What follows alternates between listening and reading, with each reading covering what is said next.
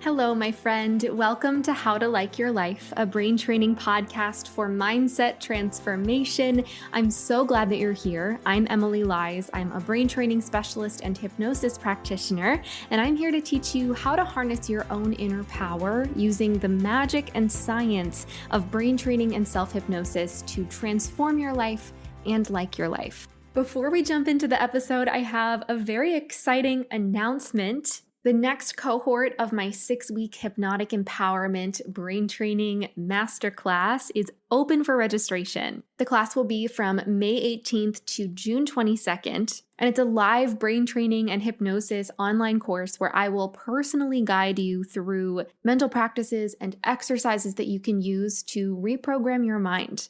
You'll learn how to really clear out the mental junk that's holding you back by reducing your stress, reprogramming limiting beliefs, regulating your nervous system, so that you can start to condition your mind to feel better. You'll also learn really practical ways to increase your access to joy, boost your confidence, believe in yourself more, boost motivation, and get clarity on your goals so that you can boldly pursue them. We will do all of this through live group calls every Saturday at 11 a.m. Eastern Time. There's recordings if you can't make it live or if you want to go through the program at your own pace.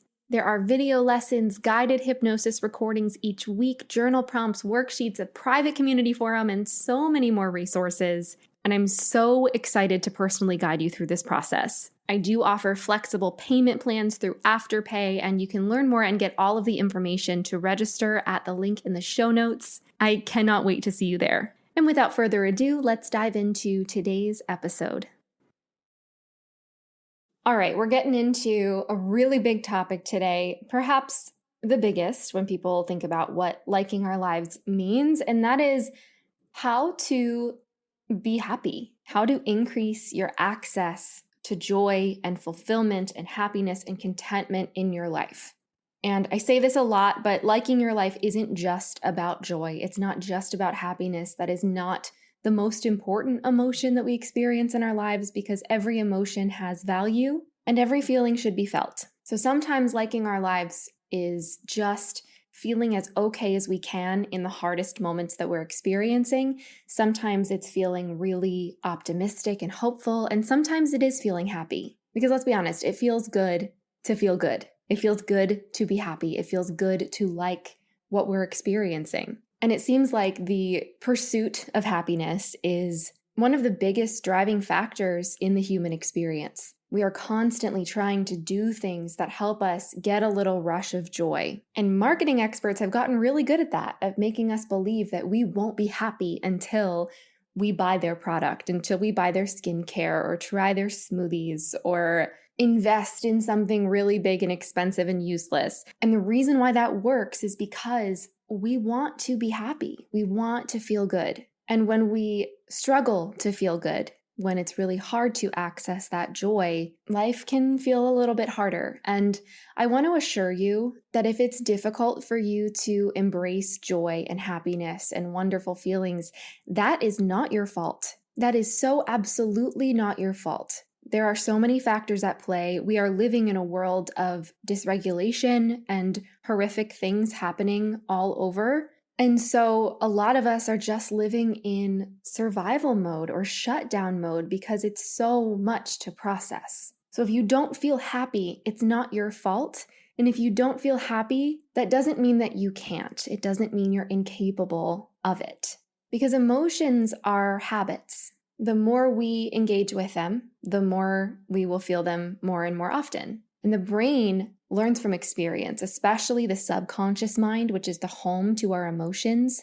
It learns from experience far more than words. And so if we give ourselves intentional experiences that can lead us to a sense of joy, we can become happier people. And so this episode is not about how to be happy, how to turn on the light switch and be happy all the time. It's about how you can create contexts and experiences within your life so that happiness and joy become more accessible and so that you feel it more often. The goal is not to be happy all the time. That is not how human life works. We need survival emotions like stress and anger and rage and frustration and irritability and sadness and grief. Those are also essential. And I do not want you walking away from this podcast thinking that you have to be happy all the time. That is toxic positivity, and that is not what we're doing here. And so, what we're really going to be talking about is finding ways to just turn up the volume on your joy and open up the opportunity for you to feel it more frequently and build out that habit more and more. Now, the real through line in this episode is going to be about focus, because what we focus on is amplified in our minds, informs our experience, and tells our brains what is important to us and what is worth noticing. I will continue to say this, I say it all the time, the brain learns from experience. And so if what we focus on informs our experience, we have some agency in creating new supportive experiences by shifting our focus. And I'm going to talk you through 6 ways that you can do this intentionally each day that are all very, very simple, that can make a profound impact in how you feel. So, number 1, stop complaining. I know that might sound a little harsh coming from a podcast called How to Like Your Life, but stop complaining. There is a difference between naming something that is wrong that we need help with or a challenge that we're facing and complaining. Complaining is really the external verbal rumination over things that are not supportive to us. And again, what we focus on is amplified in our minds. So I'm going to use a very tangible example of this, but if you have a headache, naming over and over and over again to the people around you, to yourself, how much your head hurts isn't going to make it go away. In fact, it's telling your brain that that headache is worth noticing more than anything else. And what you focus on grows. So the pain and discomfort of that headache is likely going to become more and more and more intense each time you bring it up. Again, this is not toxic positivity. This is not about ignoring our challenges. But when you find yourself saying something negative, something that feels like a complaint, I'd like you to ask yourself, is what I'm saying productive?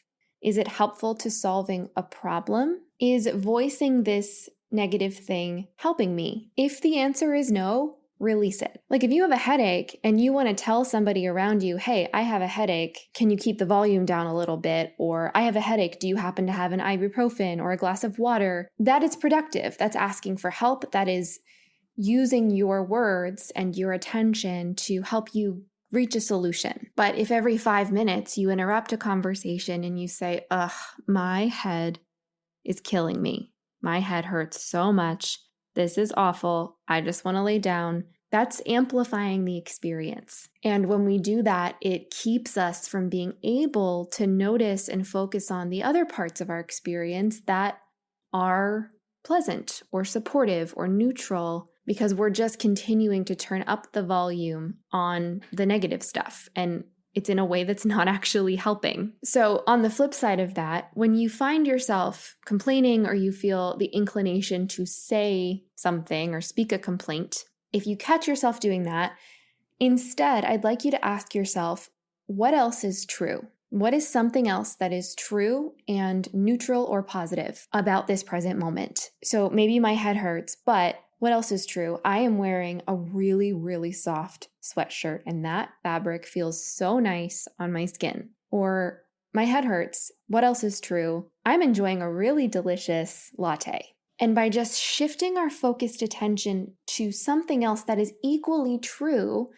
or even more true than the complaint that you were sharing, that's telling our brains and training our brains to be more likely to search for positive, true facts in this present moment. And then over time, we will naturally start to focus on those parts of the experience as well, in addition to the more negative elements. When we release complaining, there is so much more space for us to like our lives. It clears out the mental junk that is keeping us from embracing joy, embracing happiness. Dr. Rick Hansen, a wonderful psychologist, says that your brain is like a garden and you can interact with it in 3 ways. You can witness the garden, you can pull weeds, and you can plant flowers. Witnessing the garden is looking at what's there, being mindful of the good stuff and the bad stuff. Pulling weeds is removing the negative. So stopping that complaining is like pulling weeds, clearing out that garden so that there is so much more room to plant the flowers of joy. So release the complaints. Of course, if you're dealing with something really challenging that requires your attention, by all means, pay attention to it. Again, this is not about pretending like life is perfect. It's just about channeling our energy toward the experiences that can help us feel supported and soothed and regulated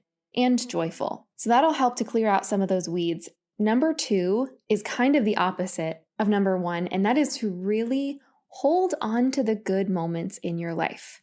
Hold on to them, savor them, grow them, put all of your attention on them as they happen. So if those complaints and those negative experiences and those stressors are the weeds that we are letting go of by redirecting and saying what else is true, when the good moments come, let yourself explore it. A really wonderful way to do this is to continually complete the phrase, "This is good because." It's kind of a take on a gratitude practice that allows you to become really mindful of all of the aspects of something that's good in your life. So, for example, let's say one of my cats comes and jumps on my lap and he is super adorable. I notice that it's a good moment. I want to savor it. I want to hold on to it. So I might say, "This is good because baby Mangus loves me. This is good because he is so fluffy and so soft. This is good because he's purring, which means he's happy and it also feels really nice and soothing for me. This is good because this moment's allowing me to slow down. This is good because he is making biscuits and it's making me laugh. This is good because I was a little stressed earlier and he is helping me feel more soothed. This is good because he's really cute and he has beautiful little eyes." And as I continue to search for ways to complete that sentence, I am becoming more and more and more engrossed in that experience. I am becoming immersed in it, and what we put our focused attention on is amplified in our minds. So if I'm focusing on more and more and more of those details, my brain is going to really take it in. It's really going to recognize that that moment is worth noticing. So start noticing the moments where things are going your way. If you want to really take a deep dive into that concept, make sure to check out the very first episode of this podcast where I talk all about this practice. But notice the teeny tiny moments where things are good and grow them, amplify them, focus on them, savor them, express gratitude for them. And this is really helping to plant those flowers into the garden that is your brain. And the more you focus on these things, the more your brain is going to recognize that you should focus on those things. And so eventually you will naturally really take in those good moments automatically without even thinking about it. And you'll start liking more of your life and feeling happier, feeling more fulfilled because you're embracing what is true, what is good, and what is rewarding for you. Number 3, speak kindly to yourself. A lot of us struggle to feel happy because we don't like who we are. And the thing is, you are the only person that you spend your entire life with. You're the only one. You spend 24/7 with this wonderful person that is you. And so the more you befriend that person and speak kind words to yourself and about yourself, the more you'll be able to have patience when things are hard, the more you'll be able to celebrate who you are and what you have to offer. And the better you feel about yourself, the better you'll feel in your life. So if you make a mistake, that's okay. Rather than saying, "Ugh, I'm so stupid. I can't believe I did that. I'm such an idiot." Encourage yourself the way that you would encourage your best friend. Be intentional with the way that you are communicating to yourself. If you are in pain, rather than fighting your body and saying, "Ugh, I hate that I feel XYZ," send a sense of love and compassion to your body. And I'm sure I will delve into this specific topic a lot in future episodes, but just start to explore what it feels like to send love to yourself, every single part of you. Number 4, along similar lines, celebrate your little wins. This is different from number 2, which is really holding on to the good moments. This is about celebrating yourself and making your wins a big deal. If you send an email at work, give yourself a high five. If you complete a project, if you take a shower, if you make yourself dinner, jump up and down as though you just got the best news of your life. In the same way that happiness and joy are habits, celebration is a habit. So the more you celebrate the small stuff and really express gratitude for it and get excited about it and make it a big deal when you do something good, the more you will naturally feel good about yourself. And when you feel good about yourself, you can feel happier. There's more and more to celebrate in your life. And that will put you in a better mood. It will help you get into the habit of celebrating so many more things so that you celebrate for other people. You celebrate the really big moments that come your way in a much more profound way because your brain already knows what it feels like to celebrate. So when something good happens, when you do something good, put your arms above your head and say, yes, I did it, and reward yourself. And it's gonna help you feel better. It's going to help you feel happier. I'd like to quickly interrupt this episode to share a bit about how you can make it easier to like your life using my hypnosis app, Dawdle. What you might not know is that every single episode of this How to Like Your Life podcast is paired with a recommended guided hypnosis session on the Dawdle app to help you enhance the practices that we're talking about here so you don't have to figure it out all on your own. On the app, you'll also find tons and tons of full-length hypnosis sessions to help you in so many areas of your life, including relaxation, stress relief, focus, motivation, joy, confidence, health and healing, sleep, getting in touch with your goals, and so much more. There's also a whole library of eyes open hypnosis for you to listen to while you're doing things actively, while walking, while showering. There's also a library of mood shifters, which are practices that are under 5 minutes, designed to help you get out of a stress response fast and feel better quickly. So in this podcast, I'll teach you how to like your life, and on Dawdle, it'll become a very easy task. So make sure to try out Dawdle for free for 7 days, and you can find the download links in the show notes. Now let's get back to the episode. Number 5 is to embrace a sense of playfulness. As adults, we have been so conditioned to be serious about everything, to take things seriously, to really focus on our responsibilities and get things done. And while it's important to take care of ourselves and pay the bills and make sure that everyone that we're responsible for is okay, that doesn't mean that you shouldn't be playful and embrace your inner child, your inner sense of curiosity and giddiness and goofiness. I found that once I started really embracing my goofy, funny self, I started having so much more fun with the serious parts of my life. Imagine how much more fun it would be to go to the bank or the grocery store if you approached it like an adventure. So start setting an intention to move throughout your days as though you are a little kid that's experiencing something for the first time, and it is such an adventure for you. How exciting is it to see all of the colors and lights and shapes at the grocery store, noticing how beautiful all the fruit is in the produce section if you go into it with a sense of playfulness. Something else that play has really taught me that's changed a lot of my life is it's given me permission to make things funny. Like if I make a mistake, I can ask myself, what if this was funny? You know, we always have a couple of choices in the ways that we react to circumstances in our lives. Events and circumstances are actually neutral, and they become positive or negative when we have a reaction to them. So for example, a year and a half ago, my partner and I adopted kittens, adorable little kittens. They were about 8 weeks old, and they were little troublemakers. And on Christmas Day, we were getting ready to FaceTime my partner's parents. And the minute that we sat down to open our computer to call them was the exact moment that our 2 kittens learned how to climb onto the counter in the kitchen.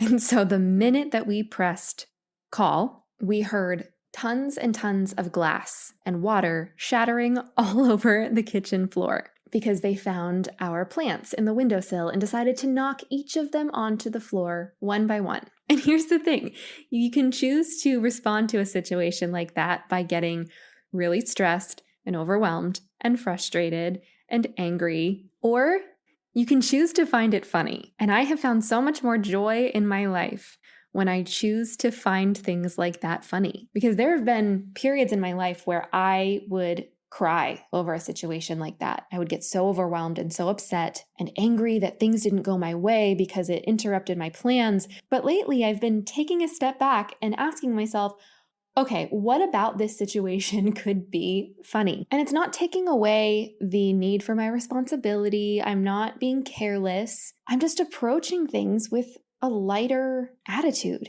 and it makes life so much more fun. I find myself laughing more, laughing harder, being amused by more and more things. I'm getting less angry at other people who make mistakes because I decide, what if this was funny? What if this wasn't a big deal? And so I'm less reactive overall. And then that allows me to have space for joy. It's a pretty life-changing mindset shift, and it's simple. Of course, it takes time for the brain to change. It takes time for these tendencies to shift. So I don't want you to be discouraged if you try to adopt this approach and you don't all of a sudden feel like the happiest version of you ever. It takes time for the brain to change. So the more you practice being amused at your life, the easier and easier it will get. All right, and number 6, which I bring up all the time, it is my favorite approach in the entire world, that is to let yourself daydream. Use your imagination. The brain learns from experience, so of course, leaning into positive and supportive and joyful experiences in our days can make such a difference. But if you really want to expedite the increase in your access to joy and happiness, use your wonderful brain, use your wonderful imagination, and visualize positive scenarios. Daydream about happy memories, about scenarios that you would love to happen. Visualize your goals. Imagine yourself going on your dream vacation, meeting your idols. We naturally daydream all day long, all the time. But most of the time, we daydream about negative scenarios. We think about what could go wrong. We think about the worst possible outcomes of things that we're concerned about. We ruminate on past memories where we felt bad or stressed or ashamed or embarrassed, and we're using our imagination all the time. So if you channel that skill that you already have and ruminate on the good stuff, that is going to change your brain, because the subconscious mind processes imagination very similarly to reality. So when you visualize and re-experience one of your favorite memories of something that made you laugh, something that made you smile, something that made you feel giddy or inspired or confident, your brain is processing that as a real experience, and it's bringing you access to that joy now. This is the same reason why we feel stressed when we are thinking about a future situation that we're scared about. We're having a very real emotional reaction to an imagined circumstance. So by visualizing happy circumstances, whether they are real memories or things that are entirely made up in your mind, that is bringing you access to a real emotional reaction. And joy is an emotion. It doesn't matter where it came from, but the more you access it, the more access you will have to it in the future, because it's a habit. Our brains need to know what it feels like to access that joy more often, and then it will help you to amplify it more and more into your future. So each day, either in a formal practice or as you are going about your day, as you're driving to work, as you're doing the dishes, reminisce on happy memories. Daydream about your goals and your dreams and the things you want in your life, and turn up the volume on it. Focus on the details, the sights, sounds, smells, tastes, sensations, emotions, and really let yourself feel that joy fully. It doesn't matter that the circumstance is imagined, because the emotion is real. The reaction you're having is real, and that is the point. And so you are essentially practicing what it feels like to experience joy, and that's making it easier and easier for it to naturally arise in your life. So stop complaining, hold on to the good moments, really let yourself feel, enjoy, savor the parts of your experiences where you are already feeling joy or happiness. Talk to yourself kindly, celebrate your wins, celebrate yourself. Let things be funny, let it be playful, let yourself be amused by the world, and daydream about positive scenarios. This is a starting point. I have a feeling I'm going to be making a part 2 in the future because there are so many tools that can help you increase your access to joy, but this is a really great place to start.